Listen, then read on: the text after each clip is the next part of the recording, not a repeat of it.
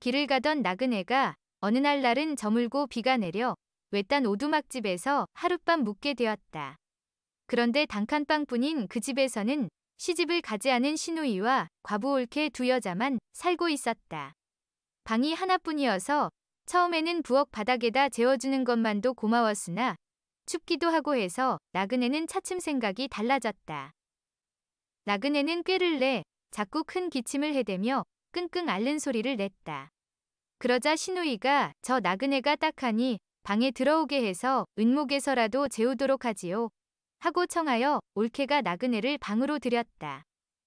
나그네는 연신 고맙다고 인사를 차리며 그냥 들어오지 않고 집신을 가지고 들어와 입에 물고 은목에 눕는지라 이를 괴이쩍게 여긴 시누이가 연유를 묻자 나그네는 이렇게 하지 않으면 잠꼬대가 심해서 다들 잠을 못 주무실 것입니다.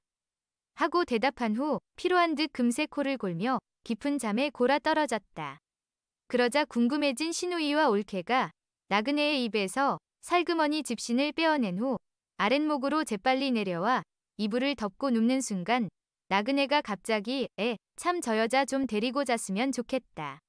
아이고 한번 데리고 잤으면 좋겠다. 하고 반복해서 잠꼬대를 하며 두 여자의 마음을 떠보는 것이었다. 그러자 올케도 그 말을 받아 자는 척하며 어이구 데리고 자고 싶으면 데리고 자세요. 라고 화답하였다. 드디어 나그네가 잠꼬대를 하는 척 아래쪽으로 굴러와 올케와 관계를 하며 운우가 무르익자 아랫목에 누웠던 시누이가 분기가 탱천하여 가로되 허참 기왕에 할 거면 새것하고 하지 헌것하고 해. 원제기랄 나 같으면 새것하고 하겠네 하였더라.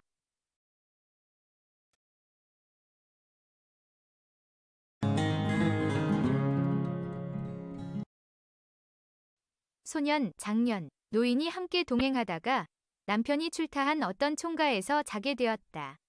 장년이 그 집부인의 반반한 얼굴에 반하여 캄캄한 밤중에 몰래 주인 방에 침입하여 잠시 잠자리를 같이 하고 객방으로 되돌아왔다.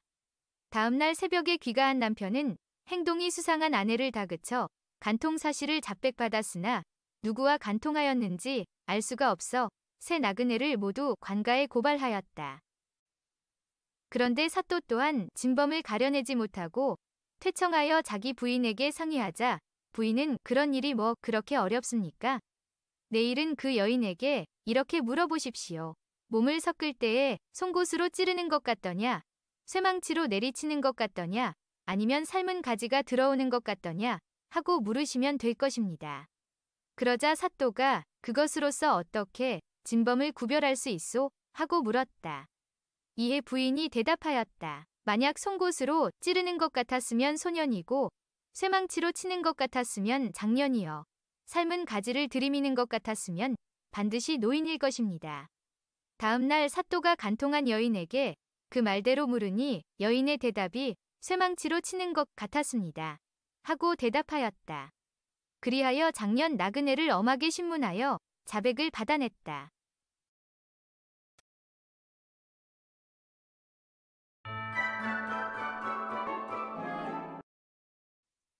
특별한 연고도 재간도 없이 순전히 힘과 부지런만으로 농사를 짓던 옛날에는 행동이 느리고 게으르면 굶어 죽기 십상이었다. 그때 한 영감이 대릴사위 감을 고르는데 조건은 단 한 가지, 성미가 급한 사람만 찾고 있었다. 하루는 영감이 사랑 안마당에 있으려니까 한 총각이 지나가다가 뒤가 마려운지 자기 집 뒷간으로 쑥 들어갔다. 그러나 어찌된 셈인지 허리띠가 잘 끌러지지 않았다. 그래서 옆에 있던 낫으로 허리띠를 뚝 끊고 털썩 앉아 이를 보고는 금방 나왔다. 허허, 그 녀석 시원스럽게 누고 나오는군. 영감은 그 총각이 하는 품이 마음에 들어 얼른 불렀다. 그리고는 당장 자기의 사위가 되어달라고 하자 그 총각도 그 자리에서 그러겠다고 대답하였다. 그럼 혼인날을 언제로 하면 되겠나? 오늘이 섣달 금음인데 언제 해가 바뀌도록 기다리겠습니까? 영감은 그 서두는 품이 더욱 마음에 들어 날짜고 뭐고 볼 것 없이 당일로 냉수를 떠놓고 예를 치렀다. 그날로 첫날 밤까지 치르니 어느새 해가 바뀌어 이튿날은 새해 정월 초하루가 되었다. 그런데 웬일일까? 오손도손 즐거운 이야기 소리가 들려야 할 신방에서 색시의 훌쩍훌쩍 우는 소리가 들리고 간간히 신랑의 퉁명스러운 소리가 들려나왔다. 그래, 혼이 난 지 이태가 되도록 애 하나 못 낳고 뭐라는 거야? 그래도 너 같은 것을 데리고 살아야 되냐고 말이야.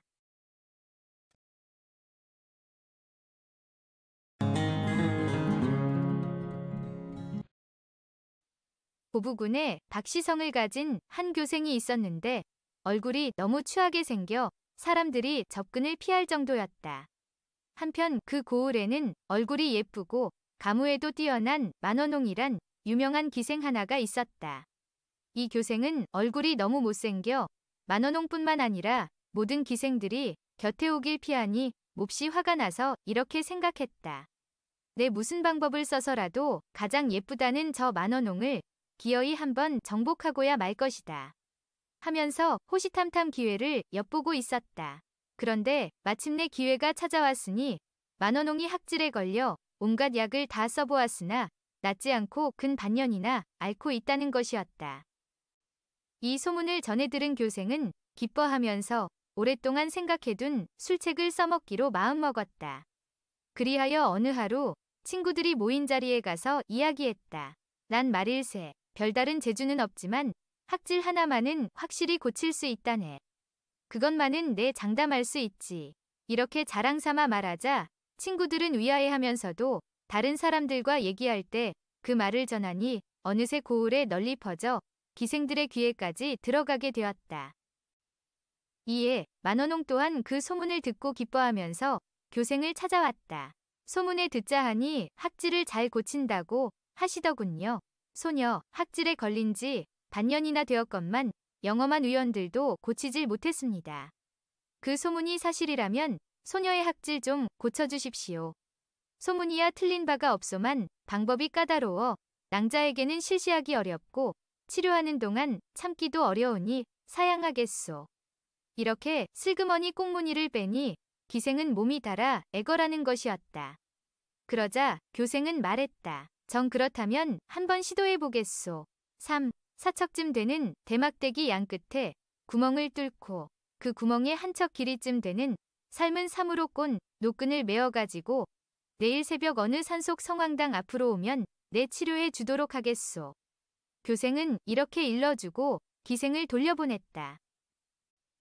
이튿날 새벽 교생이 성황당으로 가니 기생은 노끈을 맨 대막대기를 준비해 들고 미리 와 있었다. 곧 대막대기를 받아 평평한 바닥에 놓고 기생을 안아 양 어깨가 대막대기에 걸치도록 반듯하게 눕혔다. 그리고 두 팔을 옆으로 쭉 뻗게 하니 두 손이 대막대기 양끝의 구멍에 와닿는 것이었다. 이에 두 손을 거기 맨 끈으로 묶자 기생은 몸을 일으킬 수조차 없었다. 그때 교생은 덤벼들어 기생의 옷을 벗기고 아랫도리를 드러낸 뒤 자신의 힘찬 양근을 꺼내 옥문에 대고 충격을 가하니 기생은 다리를 움직여 저항했으나 아무 소용이 없어 소리를 지르면서도 허락하기에 이르렀다. 한바탕 작업이 끝나자 교생은 땀에 흠뻑 젖어 있는 기생을 풀어주고 일으켜서 옷 입는 것을 도와준 뒤 아무 말 없이 먼저 내려와 버렸는데 그 후로 기생은 과연 학질에서 완전히 낫게 되었다. 뒷날 교생은 학질 치료를 잘한다고 자랑했던 그 친구들을 다시 만나서 기생의 이야기를 들려주자 그들은 배를 쥐고 뒹굴면서 크게 웃었더라 한다.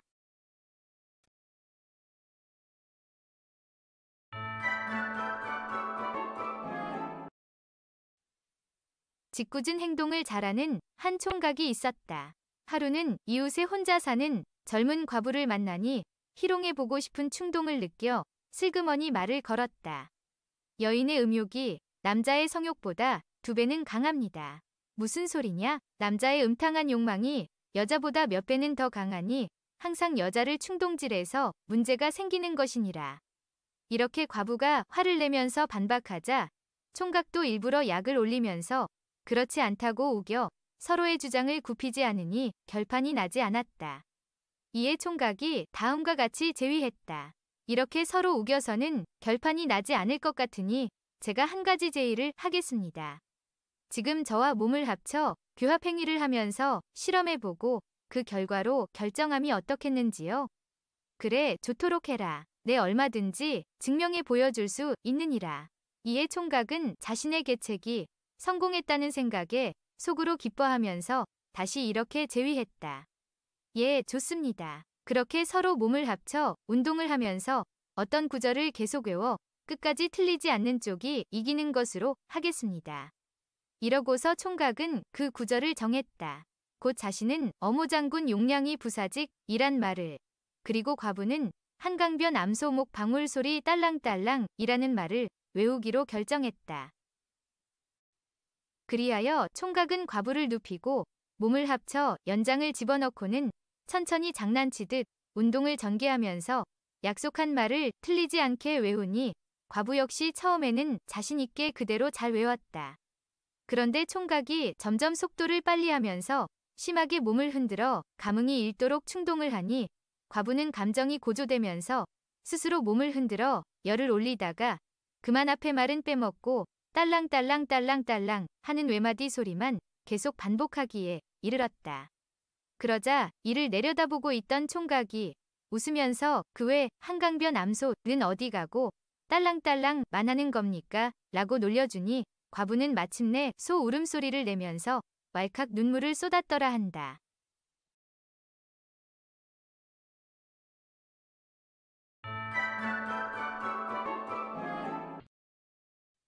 어떤 시골에 한 과부가 여종을 데리고 농사를 지으며 지내고 있었는데 밭을 갈 때는 언제나 이웃에 사는 호라비 집에서 소를 빌렸다. 그래서 또 다시 밭을 갈기 위해 그 집에 소를 빌리려 여종을 보내니 그 호라비가 여종을 희롱하면서 나하고 하룻밤을 자준다면 소를 빌려주겠다 고 하였다. 여종은 웃으면서 돌아와 그 사연을 과부에게 고하니 그럼 가서 하룻밤만 자고 오너라 하고 말했다. 그리하여 호라비와 여종이 함께 자게 되었는데 이때 호라비가 내가 너와 잠자리를 같이 하는 동안 너는 아롱우, 어롱우 이 두 가지 말만 차례대로 외우고 그 사이에 다른 말을 하면 안 된다. 만일 다른 말을 하면 소를 빌려주지 않겠다. 너는 내가 시키는 대로 하겠는가? 하고 다짐하였다. 속어로 작은 얼룩을 아롱이라 하고 큰 얼룩을 어롱이라 했는데 그 소의 색깔이 얼룩얼룩했기 때문에 희롱하여 말하는 것이었다. 이에 여종이 시키는 대로 하겠습니다. 하고 곧 일을 시작하였다.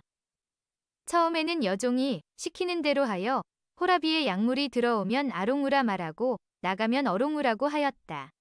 그러나 그 동작이 차츰 격렬하여지자 여종은 너무나 좋아서 그 차례를 잃고 그만 어롱어롱이라고 말하더니 그 절정에 도달하자 어어로 일을 마치게 되었다. 약속하기를 아롱우 어롱우 두 마디만 해야 소를 빌려주겠다고 했었는데 흥이 일자 어롱어롱으로만 하다가 끝내는 어어로 마쳤으니 내 어찌 약속을 어긴 사람에게 소를 빌려줄 수 있겠는가 하고 호라비는 소를 빌려주는 것을 허락하지 않았다.